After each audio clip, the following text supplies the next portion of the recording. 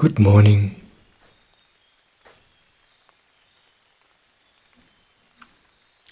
This morning I would like to talk about a very interesting topic. It's about the question, what can you trust? What is a good guide in your life?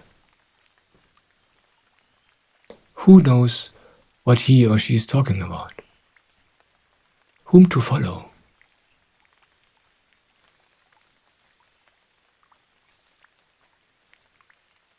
And this question becomes especially interesting when it is about the spiritual path in life. Because in all the other practical areas in life, we usually know a little bit about it. We have the feeling, okay, I know how it works. But when it comes to spirituality, we just have no clue. When it's about how do I come to heaven? How can I discover God? How can I discover my own soul? We don't even know what these words mean. We don't even know what we are talking about. We don't even know what we are looking for.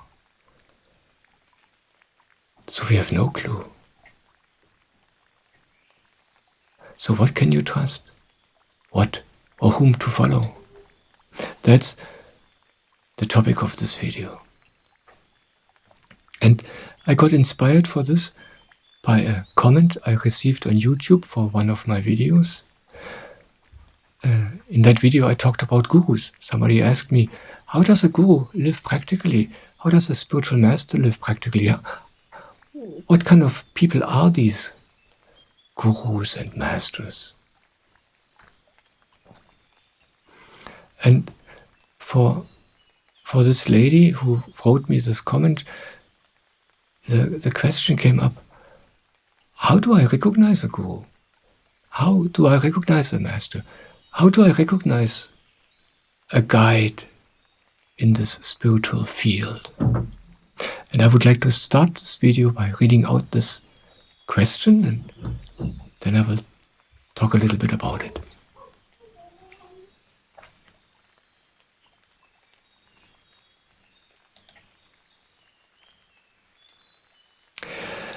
There's a question that came up for me. I used to think that one could recognize a guru by the immense love radiating from his eyes, like with the Dalai Lama. Is this also just a myth?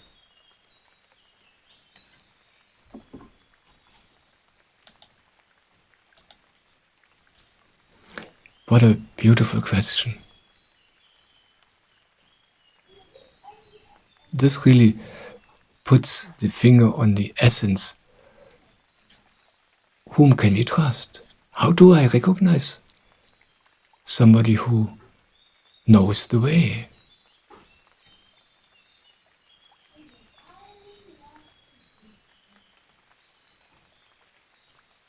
Can you recognize somebody by his eyes, what's radiating from his eyes, or by what he speaks, or how he speaks, or how he behaves, or she, if it's a woman?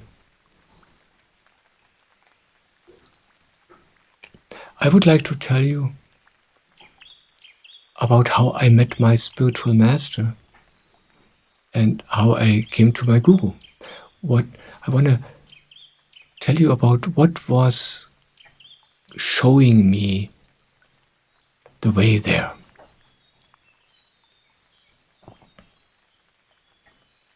It is now pretty exactly 24 years ago that I came to my spiritual master Soham.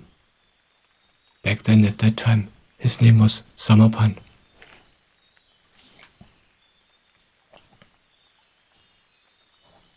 And at this time in my life, 24 years ago, I didn't look for a spiritual master. I wasn't searching for someone. I wasn't looking for this guy. But somehow by accident, I ended up in his satsang. I didn't know what satsang was. I didn't know him. I had no idea about what I should expect at this event in this evening. But I had read about this man in a book. And when I was in town, that was in Munich 24 years ago, I discovered, hey, this guy I was reading about, he's in town. Maybe I should go there and check the whole thing out. I hadn't planned this. I came to Munich for something entirely different. But so I was sitting in this room together with 100 other people, waiting for Soham to arrive. And then a man entered the room and walked up front, sat down in the chair of Soham. And I was initially irritated because this guy who was walking into the room, he looked totally ordinary. Nothing special. He had clothes on which I didn't find particularly attractive, kind of old-fashioned. Nothing spiritual, nothing holy looking. And the man himself, he didn't impress me. There was nothing where I thought, oh wow, these eyes. There was no love radiating from his eyes, as far as I could tell. And then he started to speak with the people, answering questions. And there was nothing which seemed to be extraordinary. If I would have met this man out on the street, I would probably not have noticed him.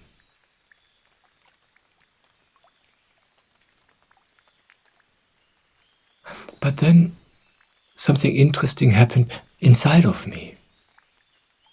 I was sitting there, and suddenly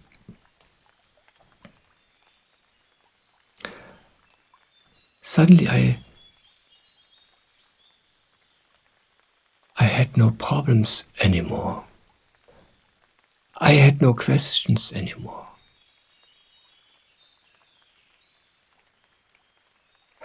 It was like all the questions, all the problems, all the trouble which I usually carried around with me, that was all gone. I was empty, and I was just happy. I just felt content, quietly, deeply content. No problems, no questions, just like this. It was nothing Soham had said. It wasn't that he had looked at me and then something got transferred and I was changed. Nothing like this. I was just sitting there, wondering why I'm here. And then this happened inside of me, and I had no indication that this had anything to do with this man, with this master, and with the satsang. And only later I realized that what I felt inside of me was his peace, his emptiness, his happiness.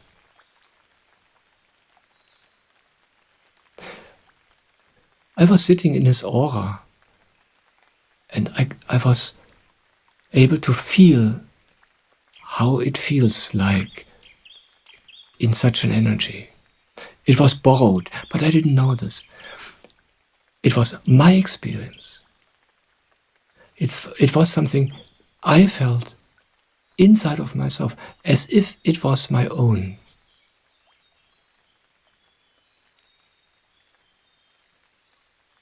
I didn't have to listen to his words. Nobody told me something magic or spiritual. No, it was an inner experience I had inside of myself. And only later I realized where that came from. But this inner experience then led to very interesting things in my life. It wasn't that I then consciously made decisions. It wasn't like that I was thinking, okay, I felt like this when I was there. This means he's my master. I didn't think anything like this.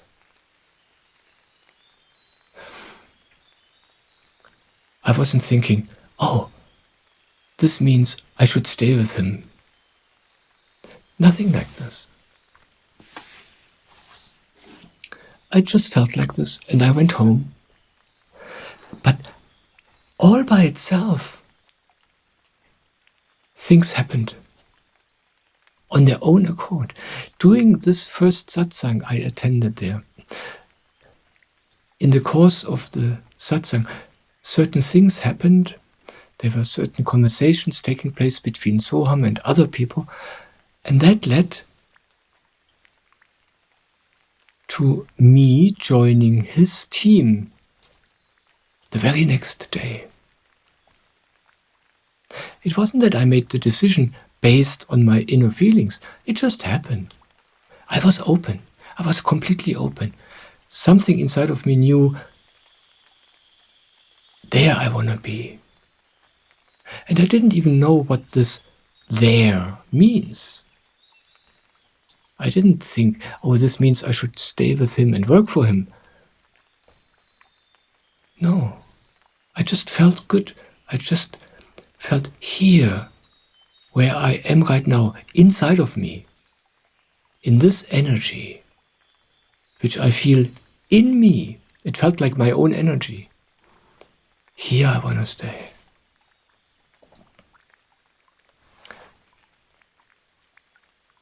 And then my life changed. The next day, I joined his team, and from this day on, he was my spiritual master. I was part of his team. I was traveling with him for 20 years to come. But I didn't make any decision. I just felt my feeling, this energy. And out of this, like a miracle, all this had happened.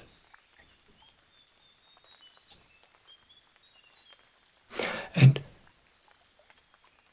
something very similar happened to me many years later, 16, 17 years later, when Swamiji, my Indian guru, entered my life.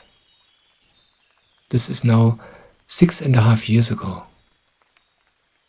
And there it was kind of the same. I wasn't looking for a guru. I was happy. I was with Soham, my spiritual master. I had learned from him to be happy. I had learned from him to be here. I was content. I was not looking for anything else, let alone for a guru. But then something happened. We had a week's break between satsangs. Soham had been at home and I was spending this time somewhere else. And then we joined again for the next satsang time, for a retreat. And on the evening before the first satsang, we were sitting together in his room and we had a conversation. And in this break, which we had before, Soham had been contacted by a person from Swamiji's team. Swamiji had sent this person to Soham to invite him to come to India and to meet him. And this person brought Swamiji's autobiography, the books he wrote, as a present for Soham. And she told him about Swamiji, about the Samarpan meditation, about what this guru is doing. And he brought the invitation. And during this conversation Soham had with me on that evening 6.5 years ago, he was just sharing with me about this. He didn't say anything special. He didn't say, Michael, you have to meet this guy, it's amazing. No, nothing like this. He just told me, hey, you know what happened? I got contacted by this person. She told me about Swamiji, this Indian guru, and she brought me these books, and I got invited. And he just told me this, kind of matter of fact. But while he was talking about this, something happened inside of me. I felt an energy in me which I have never felt ever before in my life. I felt such a strong energy. The feeling was, if this energy would have been words, they would have said, finally, I was waiting for this moment all of my life. I didn't know what this means. The feeling was, I was waiting for this for so many lives. Lives and lives and lives. I was waiting for this moment where this comes back to me, where I find this again. I didn't know what this is. I didn't know what I was rediscovering. I didn't know what was coming to me. And yet this was my feeling. Total openness, total gratefulness, instant surrender to something I did not know and I did not understand. And it was all happening inside of me. And from this day on, although I had not met him, Swamiji was my guru. There was no question. I didn't even know what this means. It just was like this. For you, this might sound strange, but when it's your own experience, there are no questions. It's totally clear.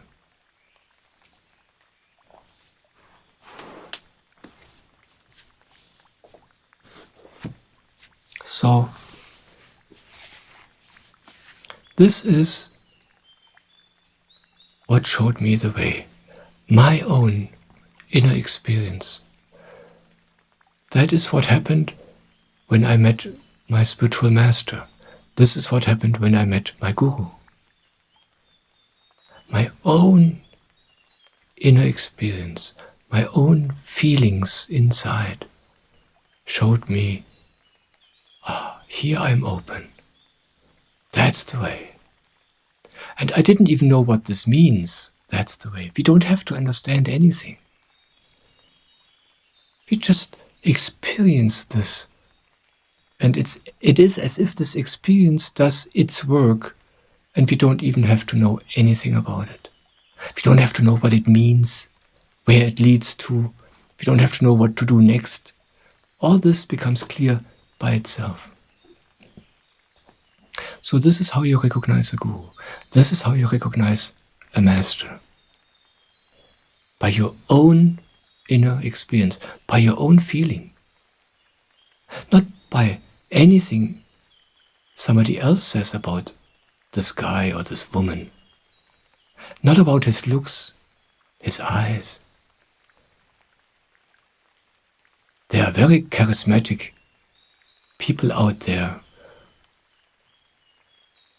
They look very trustworthy, very convincing.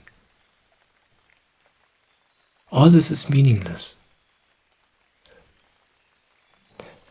Your compass you have with you all the time, it's built in. It's your inner experience, your feeling, the energy you feel for something, the joy you feel for something. This is your guide.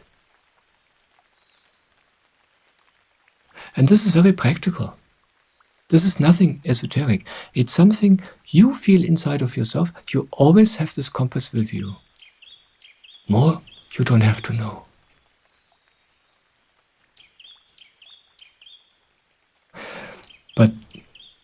then another question occurs. And the question I was just reading out at the beginning of this video, when I read this comment on YouTube, I briefly answered there.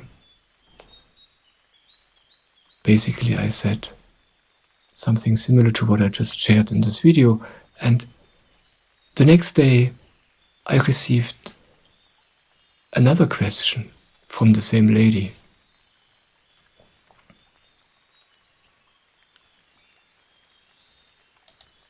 She writes, about recognizing the Guru. I hope that I can trust my feelings. And I doubt this a little.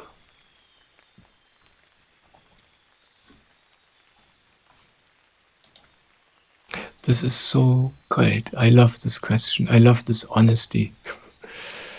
Yeah. Yes, it is like this. Isn't this funny? The last thing we would trust is ourselves. The only thing we know for sure is what we feel inside. That's the only thing you can know. We know nothing about other people. We don't know whether they know what they're talking about. We don't know how they truly are. The only thing we know from our own experience is what I feel inside. Nothing else. And yet, we are unable to trust ourselves, and we are ready to believe anybody else.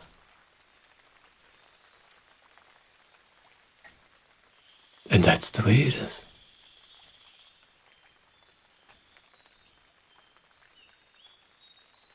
We don't know whether we can trust our own feeling. Of course, we don't know whether we can trust anybody else.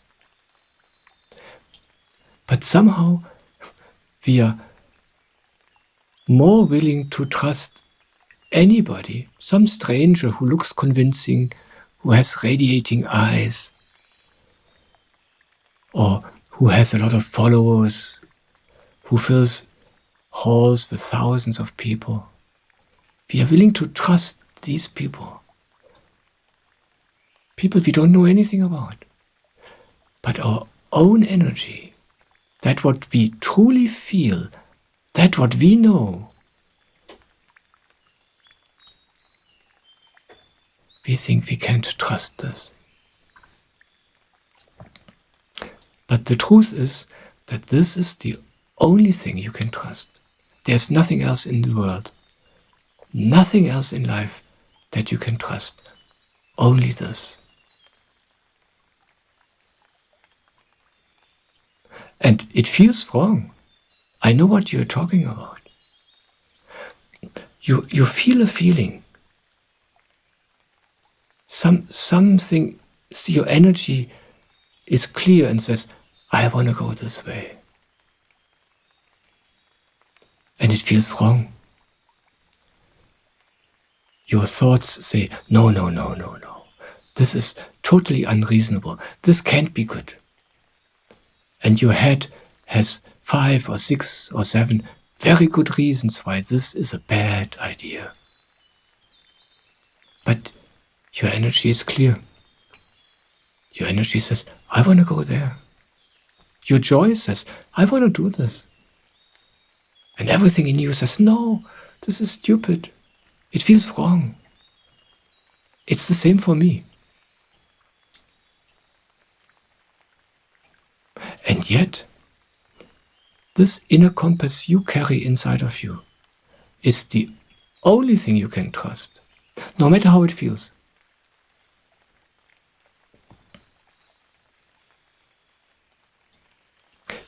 For me it's the same. Like this video, for instance. This morning I felt, today is the day, for the time for another video. It was clear this morning a video wants to happen. But I felt totally incompetent. I felt so blank and not knowing.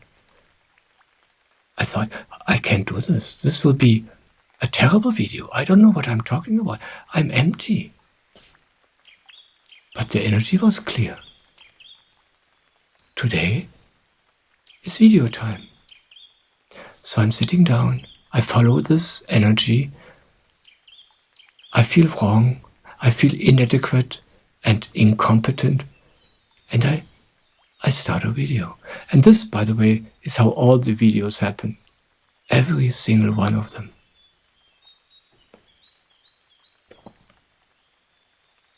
And this is how I live my life.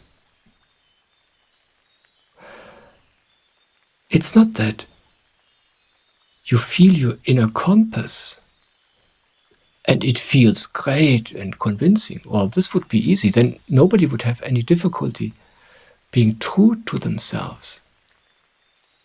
The funny thing is that it always feels wrong. It is as if we have these two instances in us, these two authorities. The one is this inner experience, this inner feeling, and the other is our thoughts, our reasoning, our intellect.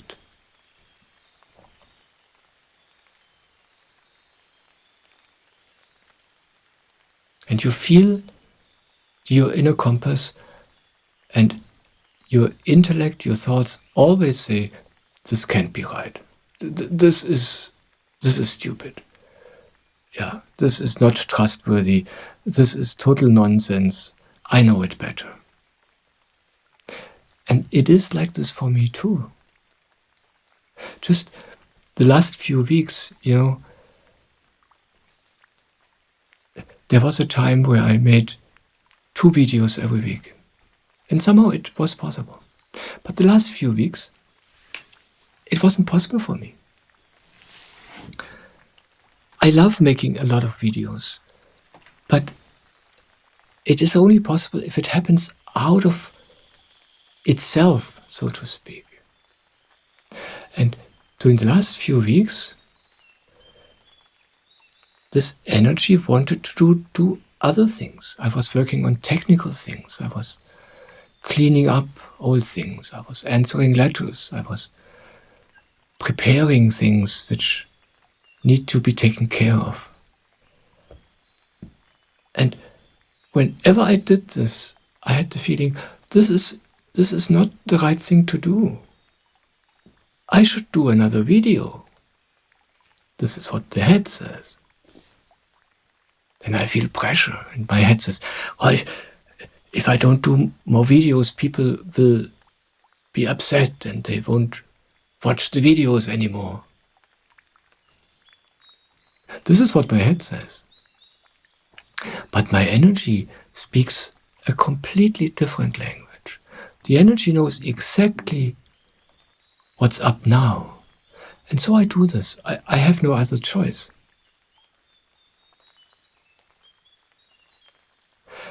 And when I then follow my energy, and I do the things which I have energy for, when I do the things which I have joy for,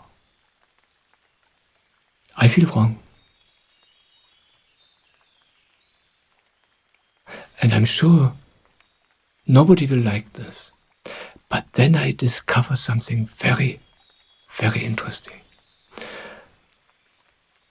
Only later, after I followed these impulses, in retrospect, so to speak, then I realize, oh wow,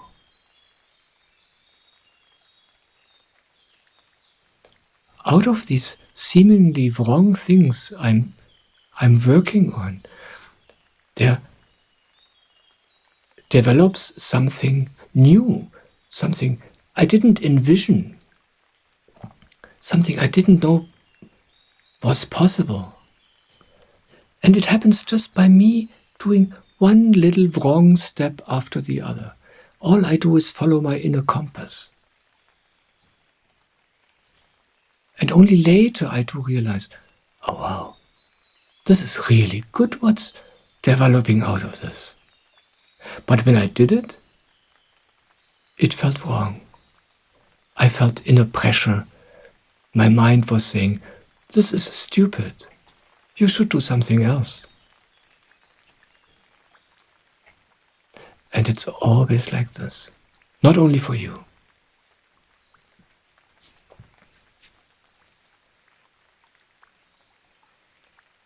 That's why I advised you in one of the last satsangs to make peace with this feeling of being wrong. It's funny, but when we are true to ourselves, when we are following our own energy, we feel wrong. And the more you can say yes to being wrong, the more you can accept this feeling, yes, I am wrong. The more you can be true to yourself, the more you can feel your own energy, the more you can feel this subtle compass you have inside of yourself.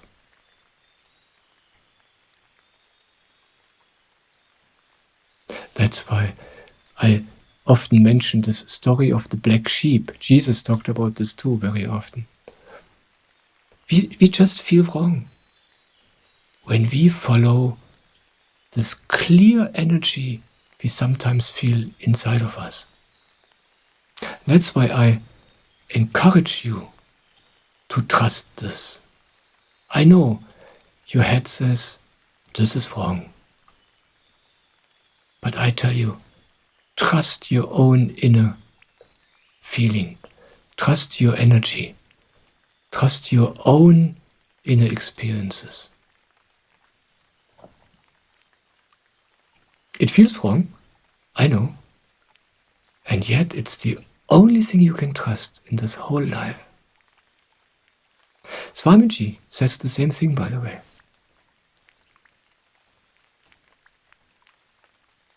He says, blind faith is really bad. It doesn't lead to anything good. What you can trust is your inner experience. This is what Swamiji says, this guru. He doesn't say, believe me. He says, it's about your own inner experience. You know, sometimes I listen to him and then I feel something inside of myself. And that's my guru. That's my guide.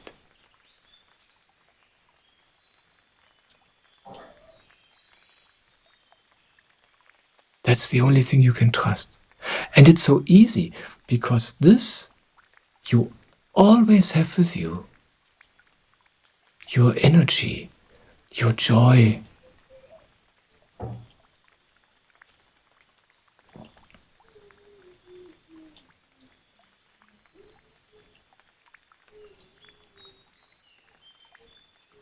So the question was, can I trust this? Right now you can't, because you have no experience with this. You know, when we are children, we learn to follow that what other people tell us to do.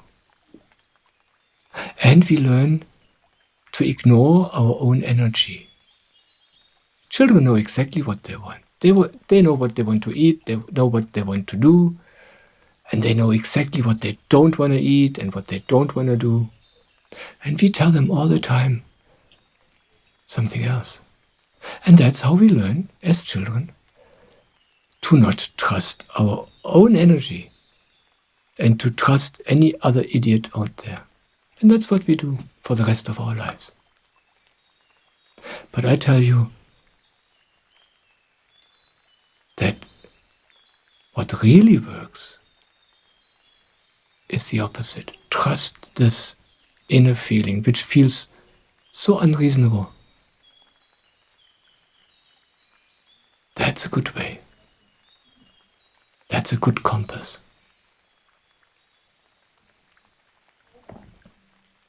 And it's the only compass you have. You cannot trust anybody else. Not me, not the Dalai Lama. Nobody. But yourself. That's the way. And that's what I want to encourage you to trust this. And the meditation helps with this. It's like this. When you do the Samarpan meditation, I don't want to go into a lot of detail. In this video, I talked about the meditation in countless other videos. But when you do the Samarpan meditation every morning, what happens is that it increases your sensitivity for the subtle inside of you. We are so used to have our attention out there in the world, in the loud, in all the things which we perceive outside. And these things are very loud, very cross, including our own thoughts. But this inner compass I was talking about before, this energy, this inner experience you have, this is something quiet, something subtle. And the meditation makes you more and more sensitive to the subtle. It helps you to listen and to hear this better. And that's why it's such a great help. The meditation helps you to stay on your path. It doesn't impose somebody else's path on you. It's the key for you to unlock your own path. And this is the miracle about it. And that's why it's so helpful.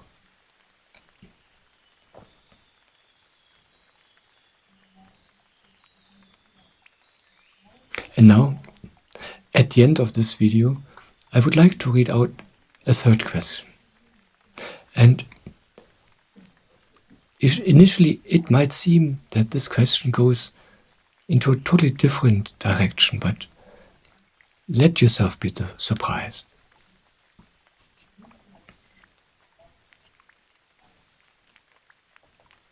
I want to ask you something about karma and liberation. Why does everyone strive for liberation?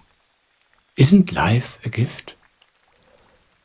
Nature, animals, beautiful people, food, and so on. There are so many beautiful things in life that we have here. Why not be born again? What is meant by liberation?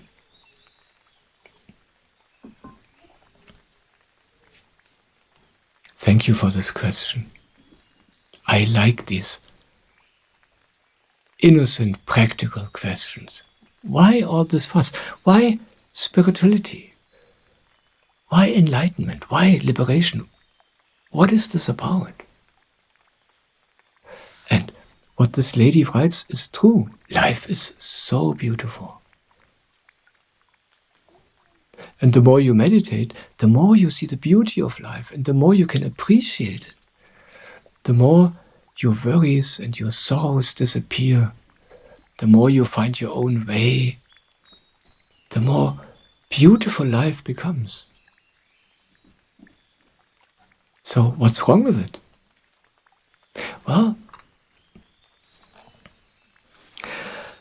there are two different things which happen to people at some point in life. Some people experience the following. You enjoy your life. You enjoy your work or your career. You enjoy partying, hanging out with friends, drinking, drugs maybe. Or you enjoy sex. You enjoy relationship. Or you enjoy nature. But then comes a time in your life where suddenly it is as if suddenly you can look behind it and you discover this is all empty. All these things which I enjoyed up to this point in my life, I can't find joy in them anymore. It is as if you discover that in reality they are empty. And this is a surprise. You don't know what changed. The things are the same, but it doesn't give you anything anymore. You could look through it, and you don't even know how that was possible. And another thing which happens to other people is that suddenly they realize something. They enjoy their lives, their relationship, their job, nature. And suddenly it dawns on them. All this will pass very quickly. When I die, it's all gone. And that's what Jesus said once. He said, you can't take any of this with you. When this body dies, all of this beautiful life disappears. And then you want to know if this is true, and you know it's true. We just ignore the fact of death. If this is true, if this body will die, if all this goes, I want to know now what remains. I want to find out what was before this life started. And I want to know what is after this life is over. It is as if we can sense in us that there is something else, but we don't know it. We know there is something. We know there is something to know, but we have no idea what it is. It is as if we know the truth. Life is temporary, but there is something eternal. That's what Jesus was talking about, eternity. And then you want to know, what is this? You want to discover this. And when you come to this point, either way, this beautiful world, this beautiful life does not satisfy you anymore, because you know it's temporary.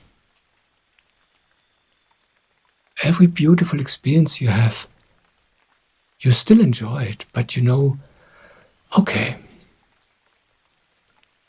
but it doesn't give me anything. I want to discover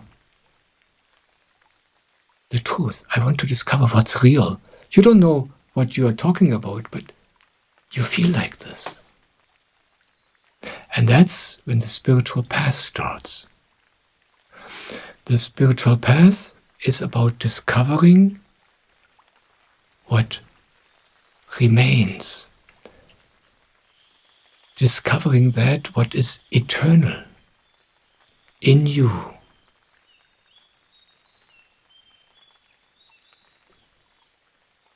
And again, it's only, these questions, it's only about your own inner experience. When you are happy in your life, when life gives you joy and fulfills you, don't worry, enjoy. But when you are at this point where you suspect, this is not it. When this question comes up in you, then this is a different story.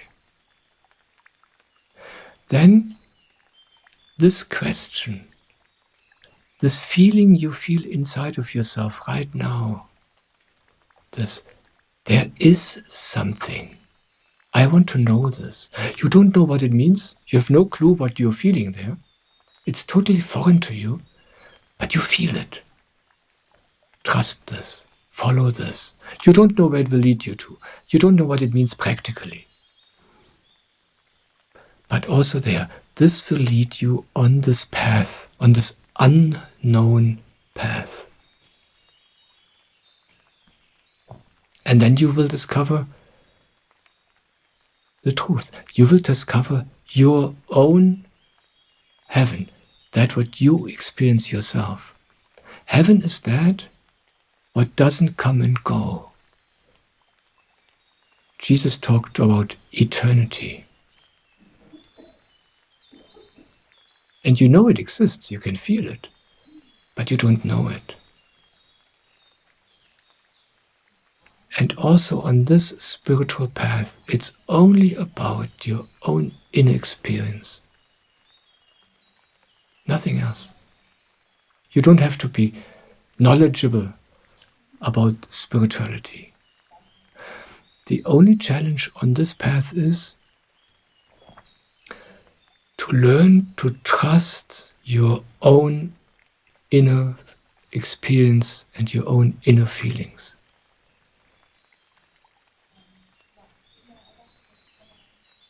That's why the meditation is so helpful. And then you will discover that what is eternal. Then you will discover that what makes you truly happy. Not this happiness which goes away at some point again. There's nothing wrong with the world. All the experiences in life are there for us to enjoy them. But they don't give us anything. And the spiritual path is about discovering that what gives you the one thing which is truly satisfying, that what lasts. And everyone has to experience this by themselves. Words don't help. And I just encourage you to trust your own feelings, your own questions.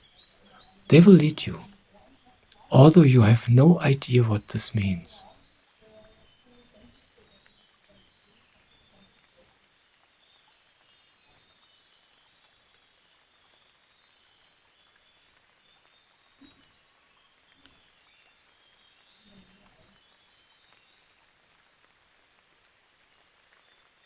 And that's why this path is so easy.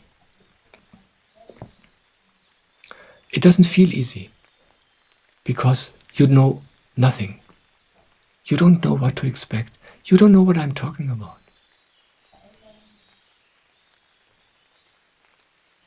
But it's easy because you have your guide in you, your joy, the openness you feel for something, the energy you feel for something. That's your guide. That will guide you step by step. You can trust this. That's how I live every day. Mostly it feels wrong, and it's always a miracle what happens out of it. Trust this. That you can trust, nothing else.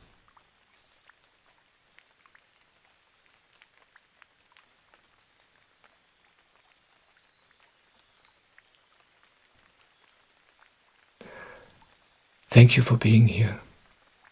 I'm so happy that you're here.